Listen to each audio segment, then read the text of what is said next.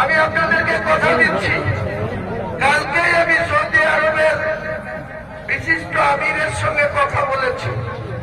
ফেব্রুয়ারি মাসে এখানে আমি 1 লাখ লোকের কোরআন তেলাওয়াত করাবো, কোরআন তর্জমা করে আল্লাহু আকবার। 90,000 বাংলার হাফেজ মাওলানা কারি থাকবেন, আর আমাদের বাংলার বাইরে থেকে 10,000 আসবো, 1 লক্ষ লোক এখানে জমায়েত করা হবে।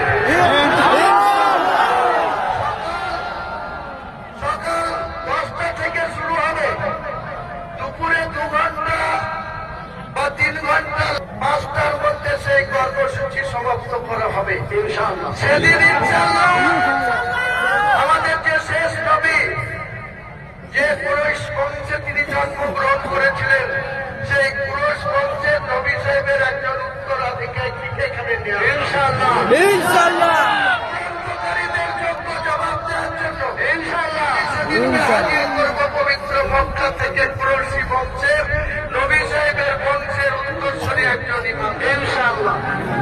কালকেই কথা হয়েছে, কাজে কোনো সিদ্ধান্ত আপনারা যদি এইভাবে, যেভাবে আপনারা বিনা দাওয়াতে, বিনা ইনভাইটে, বিনা আপ্যায়নে, যেভাবে ইসলামকে আরো শক্তিশালী করার উদ্দেশ্যে এই মাঠের মধ্যে আপনাদের প্রচুর আল্লাহর ঘর থাকতে, মসজিদ থাকতে, আপনারা যেভাবে সেই মাঠের মধ্যে জমির মধ্যে দাঁড়ালে আপনারা এইভাবে জমায়েত হতেন না।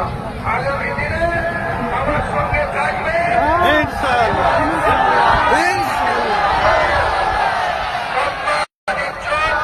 কেউ যদি না দিতে চায়, আমাদের অধিকার, আমাদের পবিত্র ঈমান আমরা রক্ষা করে যাব ইনশাআল্লাহ।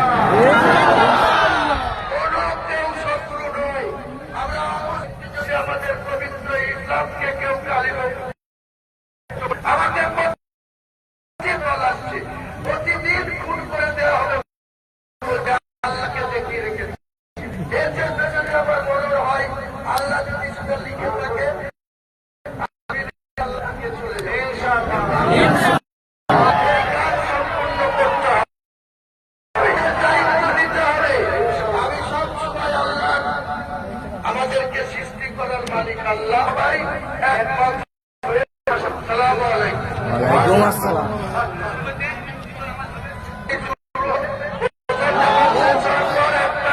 আবার নতুন করে খুতবা শান্তভাবে থাকবেন।